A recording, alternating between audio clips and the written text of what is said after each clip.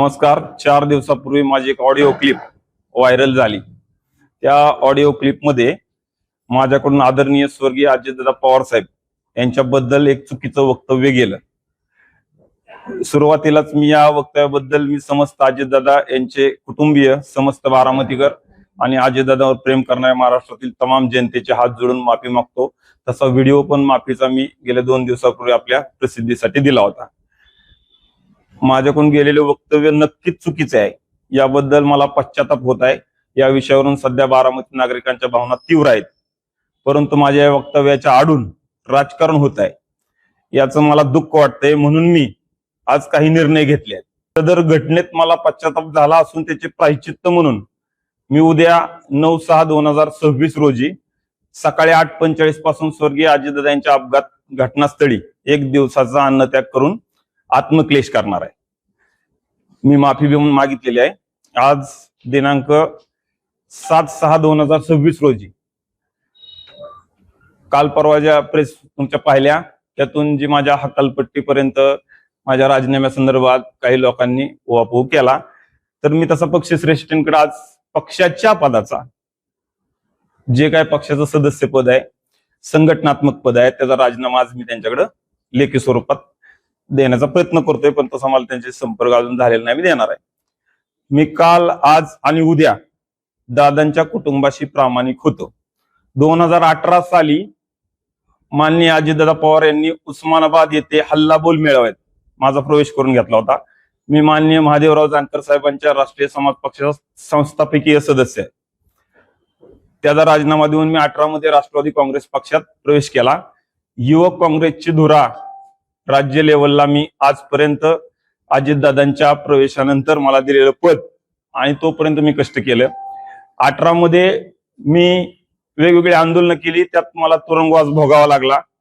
जे बी दादांनी मला कधी काम सांगितलं ते मी न चुकता केलेलं आहे.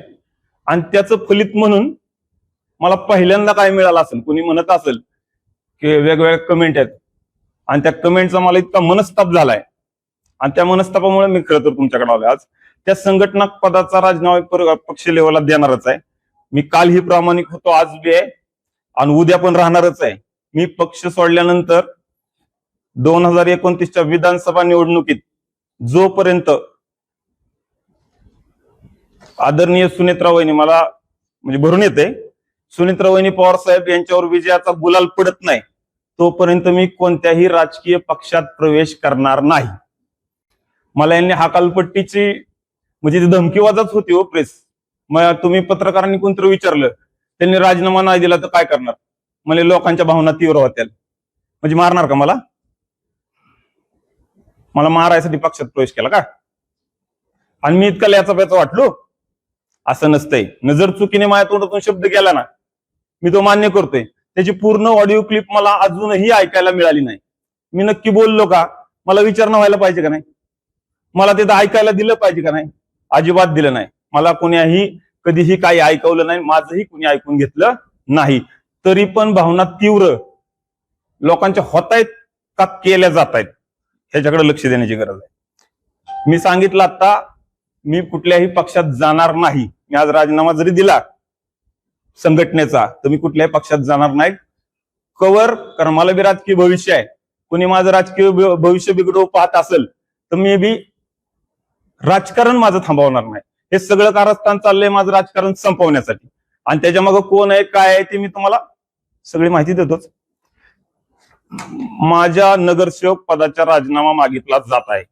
त्याबद्दल मला एवढंच सांगायचं आहे, माझे स्थानिक नगरपालिका प्रभागामधील निवडणूक 2025च्या डिसेंबरला झाली ना, ती डिसेंबरच्या 21 नोव्हेंबरला मी बिनविरोध झाले. आणि ते बिनविरोध शब्द इतका जी मनाला लागलाय की तेव्हापासून माझ्यावरती राजकीय षडयंत्र चालू झालं. त्या षडयंत्राला मी घाबरत नाही. माझ्या प्रभागातील स्थानिक काही लोक आहेत यात, आणि शहरातील हितशत्रू आहेत, ज्यांना मी कसाच मेच ना. आता मी नक्की काय करतोय, अजून नगरपालिकेची एकही मिटिंग झालेली नाही. मला अजून त्या नगरपालिकेत जायला पण संधी मिळाली नाही. मी काल माझ्या एका धनगर समाजाच्या मित्राने मला मेसेज पाठवला, 94ला नाना पाटील नगरपालिकेत पुरुष धनगर समाजाचा एक नगरसेवक म्हणून निवडून आले. तदनंतर 2026ला मी आलोय. मधल्या काळात आमच्या भगिनींना संधी मिळाली आणि मी एकटाच आलोय आणि मला घरी पाठवायचं. वा. काही पडद्याआड शत्रू हितशत्रू माझ्या राजीनाम्याची केविलवाणी वाट बघत आहेत. यामध्ये 2029 ची विधानसभा निवडणूक डोळ्यासमोर ठेवून मी नाव सांगतो आता, रोहित राजेंद्र पवार हे पडद्याआड भूमिका बजावत आहेत. किशोर मासाळ यांचा राजीनामा घेतला तर दुखावलेला धनगर समाज हा आपल्या बरोबर येईल अशी मानसिकता डोळ्यासमोर ठेवून रोहित राजेंद्र पवार यांची सोशल मीडिया टीम काम करत आहे. खरोखर रोहित पवार यांना माननीय अजितदादा यांच्या बद्दल मी काय बोललोय जे मला अजून ऐकवलं नाही. किशोर मासाळ यांनी केलेलं वक्तव्य चुकीचं आहे तर साधा त्यांनी निषेध सुद्धा नोंदवला नाही. मला ट्रोल करणारे 90% अकाउंट शरद पवार गटाचे म्हणजे रोहित पवार यांचे सोशल मीडिया टीमचे आहेत. तुम्ही चेक करा, मी त्याच्या कमेंट्स आणि सगळे आणलेत. सगळे फेक अकाउंट आहेत आणि असली फेक अकाउंट आमच्याकडे सांभाळायला आमच्याकडे पैसे नाहीत. तानामुळीतली माणसं आहे आम्ही. आता ह्या लोकांनी हे सगळे पैसे तिथं लावले. रोहित पवार यांचे कार्यकर्ते काही फेक अकाउंट काढून माझा नगरसेवक पदाचा राजीनामा मागत आहेत. असे असेल तर माझं रोहित पवार यांना आव्हान आहे की त्यांनी अजितदादा पवार यांच्या स्मृतीस्थळावरती यावं. त्यांनी सुद्धा सांगावं की रोहित किंवा त्यांच्या कुटुंबातील कोणीच अजितदादाच्या कुटुंबातील व्यक्तीच्या विरोधात विधानसभा 2029 ची निवडणुका लढणार नाही असं त्यांनी मला लेखी द्यावा. प्रतिज्ञापत्र यांनी द्यावं. त्याच ठिकाणी माझ्या नगरसेवक पदाचा राजीनामा पण देतो. केवळ पडद्याआड राहून एका मोठ्या समूहातील व्यक्तीचा राजकीय गेम करायचा आणि स्वतःचं राजकारण साधायचं हे बरोबर नाही. त्याचं कारण असं आहे, मी तिथं 5-6 वर्ष कर्जत जामखेडमध्ये पक्ष निरीक्षक म्हणून काम केलंय. तिथं माझ्याकडे आता जाऊन बघा, माझ्यावर 5 अंगावर केसेस आहेत. एक तर 307 सारखा गंभीर गुन्हा आहे, त्यात मी 1 महिना जेल काढली आणि मग त्यांच्यासाठी त्याग दिलाय ना, त्याच्या बदल्यात मला वाटणीत काहीच मिळालं नाही. लेनदेन काय पाहिजे ना, सगळे मलिदावालीत आहेत ना. मलिदा गँगचं एक अकाउंट आहे, त्या अकाउंटचे मी कॉपीज आणल्यात तुम्हाला देतो.